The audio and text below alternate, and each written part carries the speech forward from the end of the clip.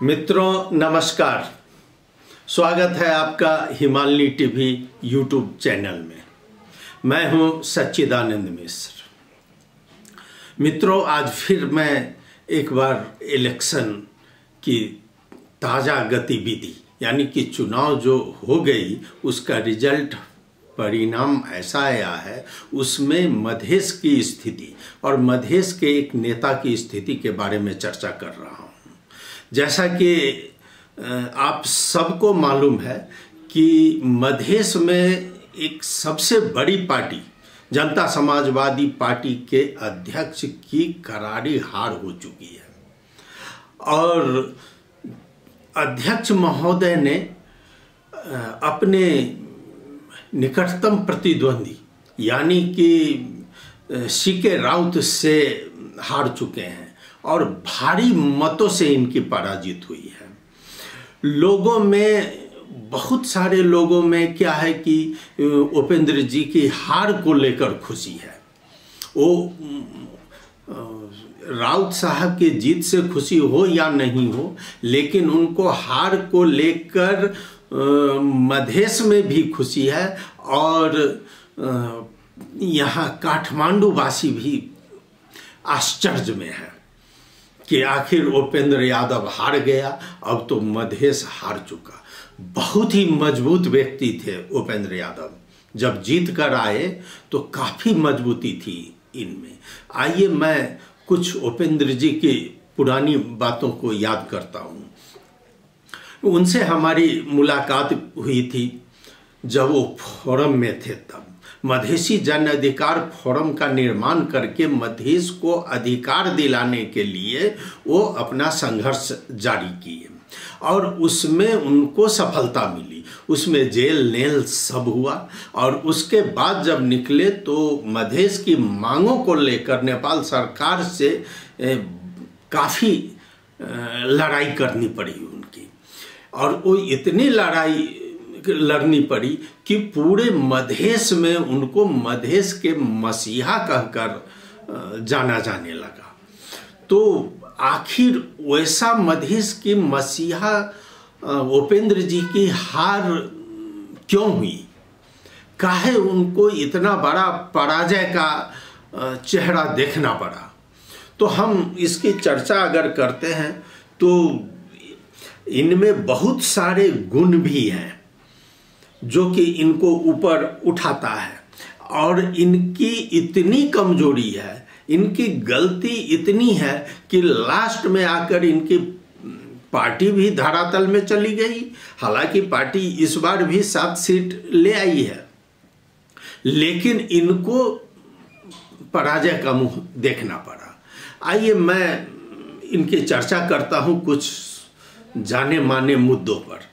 उपेंद्र जी आप जानते होंगे, प्रसिद्ध पत्रकार जो भारत में भी पत्रकारिता करती थी और नेपाल में भी आपके बहुत करीबी थे और नेपाली पत्रकारिता में भी थी। हमारी हिमालनी में वो संवाददाता के रूप में काम कर चुकी है रुचि सिंह। मैं आज रुचि सिंह को इसी वीडियो के मार्फत नमन करता हूँ, उनको श्रद्धांजलि अर्पित करता हूँ रुचि सिंह को कि वो बहुत करीबी उपेंद्र जी के भी थे और हिमालनी से भी करीब थे। जब पहली बार जब आप फोरम से पार्टी खोलकर और पार्टी भारी बहुमत से जीती यानी कि 52 सीट लेकर आप मधेश में छा गए, तो आप सरकार में चले गए। सरकार में जाने वक्त आपका रास्ता थोड़ा सा चेंज हो गया। जब रुचि सिंह आकर मुझे कहती है ऑफिस में कि मिश्रा जी, हिमालनी में उपेंद्र जी के बारे में उतना गलत चीज़ क्यों लिखे, यानी कि उपेंद्र जी हिमालनी से नाराज चल रहे हैं और उपेंद्र जी ने स्पष्ट रूप में कहा है कि भारत से संबंध खराब करने में हिमालनी का बहुत बड़ा हाथ है। हिमालनी ने भारत से संबंध आपका बिगाड़ दिया। महोदय, मैं चुप रहा इतना दिन, लेकिन आइए आज बात करते हैं हिमालनी भारत से क्यों आपका संबंध बिगाड़ेगा। उतना बड़ा ताकत भी तो नहीं है हमारे पास। हम क्यों बिगा, हमने आपकी अंतर्वार्ता छापा, हमारी संपादक आपसे अंतर्वार्ता ली और हर अंक में आपका न्यूज हम देते रहे, लेकिन हमारा ये मनसा नहीं था कि भारत से आपका संबंध खराब हो जाए, लेकिन भारत से आपका संबंध बिगड़ा होगा। हाँ, ये आपकी अपनी करनी के कारण हुआ है। मैंने एक मीटिंग में मैं बात करता हूँ, यानी कि पूर्व राजदूत श्री राकेश सूद की। राकेश सूद साहब एक बार मिले तो हमको कहते हैं, जो मिश्रा जी ये उपेंद्र जी की बात नहीं कीजिए, उपेंद्र जी और सब ठीक है, हम लोग काहे संबंध बिगाड़ेंगे, हम तो अच्छा ही चाहते हैं उपेंद्र जी के लिए, लेकिन उपेंद्र जी की सबसे बड़ी कमी क्या है, कमजोरी क्या है कि वो यहाँ टेबल पर आकर हमारी प्रशंसा में बात करते हैं, लेकिन और जब यहाँ से जाते हैं तो गेट पर उनका स्टेटमेंट चेंज हो जाता है। तो इतना ही दूर में उपेंद्र जी का स्टेटमेंट बदल जाता है। तो मैं ये उनका एक ठो तर्क था जो कि आपके सामने कहा, लेकिन अब वो भी तो फील किए होंगे कि आखिर उपेंद्र जी में क्या कमजोरी है, तब उन्होंने ऐसी बातें कही। लेकिन आप जरा अपने को देखिए, आपका संबंध कहाँ से, जब आप महाधिवेशन किए, इतना बड़ा अधिवेशन वीरगंज में, मधेश में, आज तक मधेश में नहीं गया था, लेकिन आपके अधिवेशन में 3 ठो चाइनीज जो दूत था आपके मंच पर जाकर बैठ गया। महोदय, आपने वो भारत को खुश करने का काम किया था या भारत को नाराज करने का काम किया था? खैर, इसमें सभी पार्टी के लोग आते हैं, बहुत देश के लोग आते हैं। क्या कारण था कि चाइना इतना दिलचस्पी लेकर आपके मंच पर 3 ठो दूत को भेज दिया? वह दूत था, प्रतिनिधि था या स्पाई था, उसकी जानकारी नहीं है। बाहर तो हम लोग देखते ही थे, लेकिन आपने यह काम अच्छा किया या खराब किया, आप खुद सोचिए इसके लिए। और आप आइए, इसके बाद मैं बात करता हूं, आपने अपने से सरिता गिरी को आग्रह करके अपने पार्टी में ले गया, अपने पार्टी में लाकर सरिता गिरी को एमपी बनाया और एमपी बनाकर आपने संसद में भेजा। लेकिन क्या पड़ गया कि उस सरिता गिरी को आप माफी मांगने के लिए मजबूर कर रहे थे और आप उस सरिता गिरी को अपने पार्टी से निकालना पड़ा आपको। सरिता गिरी को यहाँ तक कि संसद से भी, जो सांसद की सदस्यता थी, उनको वो सदस्यता भी आप वापस ले लिए और आप एक महिला के साथ इस तरह का व्यवहार किए। जरा ईमानदारी से आप सोचिए, जो आप किस तरह लाए और किस तरह, क्यों चुच्चे नक्शा के बारे में जो वो कह रही थी वो कितना गलत था। अगर चुच्चे नक्शा के बारे में कह रही थी तो आज क्या हो गया, क्यों नहीं आपके किताब में आ पा रहा है चुच्चे नक्शा? लेकिन आप क्यों उतावले थे उस चुच्चे नक्शा को पास कराने में? ठीक है, वो अपने जगह पर है, वो नेपाल का जो चीज है वो नेपाल को होना चाहिए, ये सब मानता है, लेकिन उसके लिए सरिता गिरी की बात सुनना भी तो जरूरी था। आपने क्यों नहीं सुना? हुआ सरिता गिरी को आप निकाल दिए वहां से। उसके बाद इतना ही नहीं, आप आइए प्रदीप यादव की बात कीजिए। प्रदीप यादव आपका सांसद, आपको वीरगंज में प्रवेश करवाया था, लेकिन एक बुद्धिस्ट सम्मेलन में भाग लेकर आया तो प्रदीप पर आप कार्रवाई कर दिए। ये किसके इशारे पर किए? निस्संदेह यह चाइना के इशारे पर आप कार्रवाई किए और प्रदीप को अपने पार्टी से निलंबित कर दिया। आप उनको जितने बड़े बड़े पद था सभी पद से निकाल दिए। प्रदीप को निकालना ये चाइनीज फोर्स नहीं था तो और क्या था महोदय? मैं इस पर ज़्यादा चर्चा नहीं करूंगा, ये खुद आप देखते रहिए।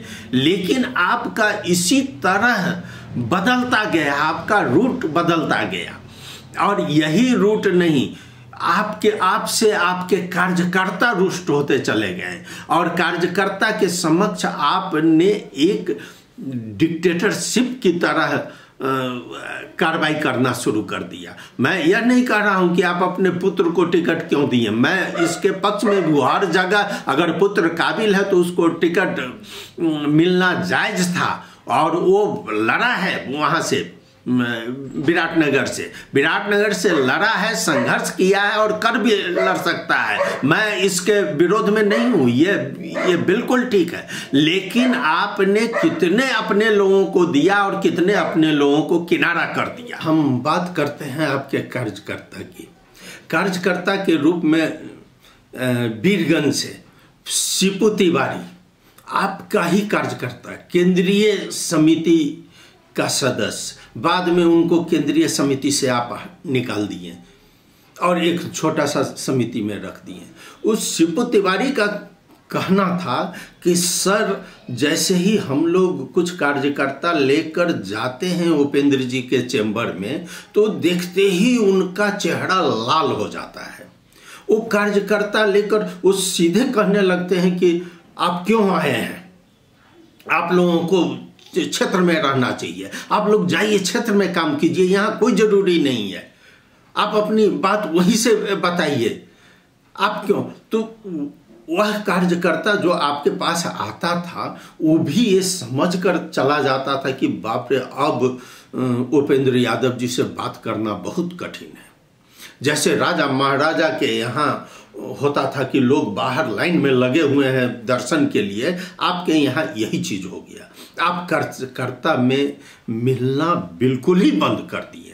अंततः शिपू तिवारी को पार्टी से छोड़ना पड़ा, यानी कि पार्टी से निकलना पड़ा।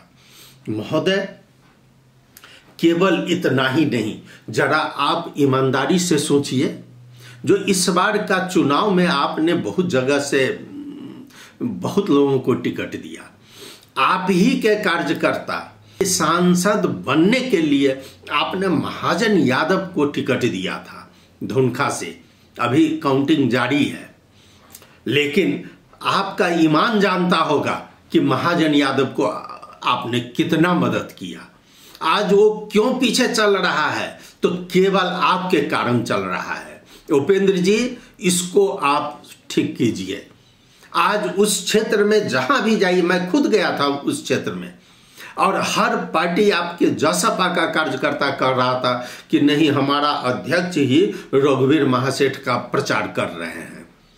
ये कौन सी शक्ति काम कर गई, जबकि रघुवीर महासेठ के बारे में कहा जाता है कि वो रघुवीर महासेठ को अगर आप चाहते तो वहां से वो खड़ा नहीं होता, आपके लिए वो जगह छोड़ देता। लेकिन इसके बावजूद आपने अपनी पार्टी से महाजन यादव को टिकट दिया, लेकिन महाजन यादव के लिए आपने कुछ नहीं किया। कितना खर्च किए हैं और जगह, मैं वो खर्च का हिसाब किताब नहीं जानता हूं, लेकिन मैं इतना जरूर कहूंगा कि आपका एक पैसा भी उस क्षेत्र में आपने महाजन यादव को नहीं भेजा है। अगर कहीं से चंदा भी संकलन हुआ होगा तो वो भी आप महाजन यादव को नहीं दिए हैं, और आप प्रचार किए हैं वहां पर एमएलए कैंडिडेट रघुवीर महासेठ को। यह कितनी बड़ी बेईमानी है उपेंद्र जी, ये समझिए। ये मैं नहीं कहता हूं, मैं आपको बता दिया हूं, और ये सही है, 100% सत्य है। महोदय, हर चीज अपना अपना जगह होता है, लेकिन कुछ ईमानदारी तो होनी चाहिए, अपने घर में भी होनी चाहिए। लेकिन आप अपने घर में भी ईमानदारी नहीं दिखाए। आपको याद है, आपकी पत्नी को रोड पर घसीटा गया था, यानी कि नेपाल की सत्ता ने आपकी पत्नी को घसीटा था। क्या वो दिन भूल गए? आप भूल सकते हैं उपेंद्र जी, लेकिन हम और मधेश की जनता नहीं भूलेगी। वो मधेश की नारी थी जिसको कि लाठी और पुलिस हाथ पकड़ के घेर घसीट के ले गई। आप तो बदल लिए, आप तो ऐसे बदले कि जहां सत्ता वहां आपका घुसपैठ। ये माले के साथ आपकी क्या दुर्गति हुई ये कहने की बात नहीं है, लेकिन आप ये माले छोड़कर गए कांग्रेस में, कांग्रेस के साथ गठबंधन में गए। यह कौन सा ताकत है जो कि आपके पीछे पड़ा, और अंतिम टाइम में आप आकर गठबंधन को छोड़ के और महामहिम ओली साहब के खाते में चले गए, जिस ओली साहब ने आपको गलहथी देकर निकाला था। कैसे निकाला था सो तो आपको मालूम है। आपके हार का और आपके पार्टी के हार का और आपके प्रति जो वितृष्णा फैली है, वह वितृष्णा फैलाने का सबसे मुख्य वजह यही है कि आपने अंतिम आवर में जनता को धोखा दिया और केपी ओली के पक्ष में चले गए। 1-2 सीट का था गठबंधन के साथ आपको मतभेद, लेकिन आप देखें कि हम तो बहुत ज्यादा सीट ले आएंगे केपी ओली के साथ। लेकिन आप क्या किए? आप तो अपना गवा दिए, ओली साहब को तराई में मौजूदगी प्रदान कर दिए। ओली साहब का क्षेत्र अब तराई बन गया, जो तराई में उनका 2 सीट पहले आया था, और आज आपके कारण ओली साहब तराई में इतनी मजबूती में आ गए हैं। महोदय, आपकी कितनी क्या क्या कहा जाए, जगह नहीं है हमारे पास। लेकिन हम आपको एक चीज बता दें महोदय, आप में शक्ति है, क्षमता है। आपने पार्टी का जो निर्माण किया है वह शक्ति और दूसरी पार्टी में नहीं है, किसी के पास में नहीं है। जो शक्ति आपके पास है, जिस तरह का पार्टी संरचना और संगठन बनाने की क्षमता आप में है, वह क्षमता मधेश के और पार्टी में नहीं है। मैं ये भी बता देता हूं, मैं बहुत नजदीक से आपको देखा हूं। आप अगर चाहेंगे तो ये हार आपके लिए एक सीख मात्र साबित होगी। हारने वाले बहुत हारते हैं। अटल बिहारी वाजपेयी हार चुके थे, लेकिन अटल बिहारी वाजपेयी इतना दूरदृष्टि वाले लोग थे जो वो बोल कर गए थे संसद भवन से कि आज मैं जा रहा हूं, कल मैं रहूं या न रहूं, लेकिन मेरा पार्टी यहां जरूर आएगा। और आज देख लीजिए भारत में किसका राज है। महोदय, इससे आप सबक लीजिए। यह हार इसलिए नहीं है कि आपको पार्टी से निकाल दिया है कोई, अभी भी आपके पार्टी के साथ सदस्य आ गया है। आप चाहे तो मधेश को यूनाइट कर सकते हैं, सभी पार्टी को आप एक जगह रख सकते हैं। आज क्यों रेशम चौधरी की पार्टी उतना सीट लाकर आगे बढ़ रही है?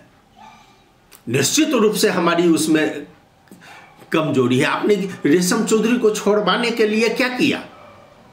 कुछ नहीं किया। जो सत्ता में गया है, जो पार्टी सत्ता में गया है, वह अपने पद के लिए काम किया है और वह रेशम चौधरी के लिए नहीं किया है। और रेशम चौधरी आज दिखा दिया। आज यह जो जनता का निर्णय है वो तो सबको दिखा दिया है कि यह निर्णय क्या है। इसलिए मैं यही कहूंगा उपेंद्र जी कि आप अपनी शक्ति को पहचानिए।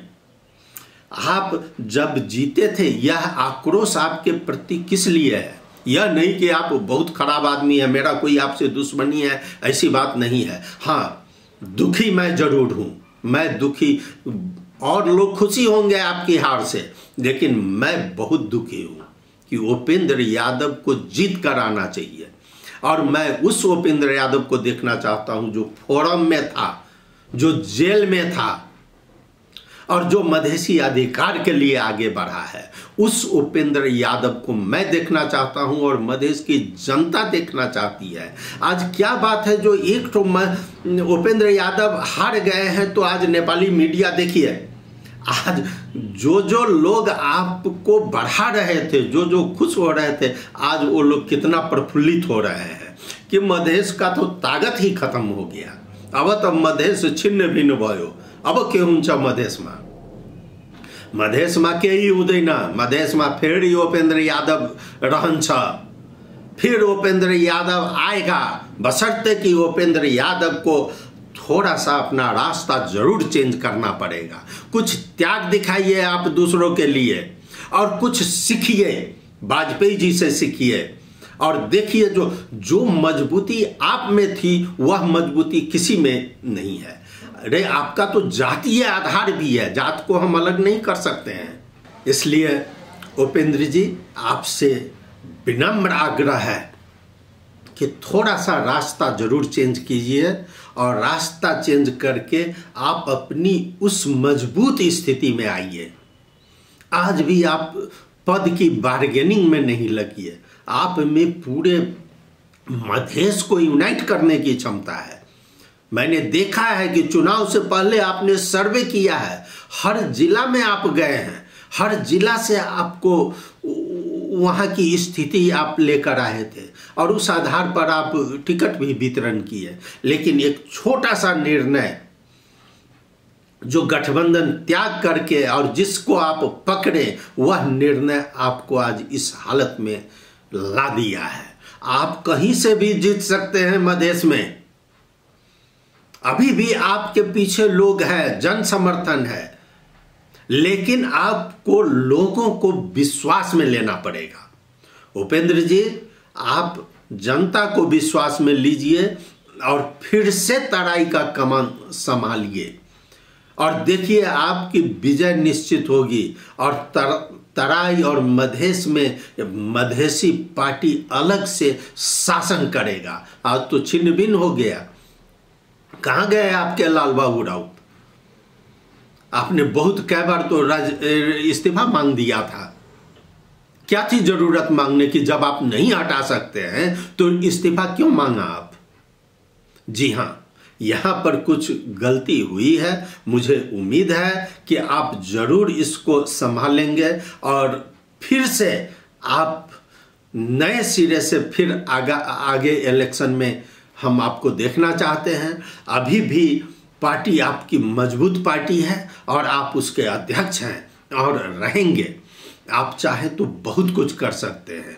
उपेंद्र जी, इस वीडियो को बुरा मत मानिएगा, इससे कुछ सबक जरूर है आपके लिए और मैं आशा करता हूं कि जरूर यह वीडियो आपको कुछ न कुछ शक्ति प्रदान करेगी। ईश्वर से मेरी यही प्रार्थना है। धन्यवाद मित्रों, आपने यह वीडियो सुना। कैसा लगा आप अपनी प्रतिक्रिया अवश्य भेजें हमको। इसको हिमालनी टीवी यूट्यूब चैनल, इसको सब्सक्राइब करें, शेयर करें। हमारी यही चाहना है आपसे। धन्यवाद, नमस्कार।